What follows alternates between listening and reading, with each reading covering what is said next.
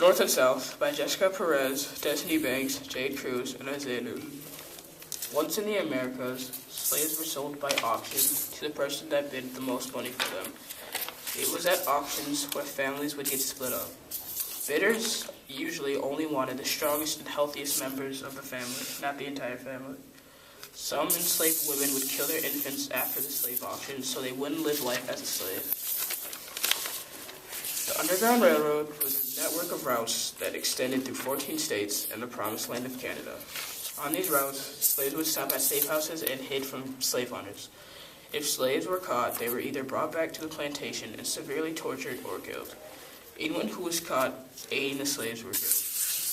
Harriet Tubman was a famous conductor of the Underground Railroad. After she escaped slavery, she went back to the South 19 times and saved 300 slaves. When going north, they would follow the drinking gourd. The women would sometimes make quotes with signals that meant they were escaping. Factories became big in the Americas because of Samuel Slater. He went to Britain, memorized the blueprints of machines, and came back to America and made them. With all these factories came big city populations. The workers at these factories worked under horrible conditions. They worked with poor ventilation, long hours with low pay, and injuries. Employers would hire small children to unclog big machines. When children stuck their hands to unjam the machine, they could have gotten their hand or their entire arm ripped off. Then they would be fired because they were unfit to work. Pollution was another big problem with these new factories.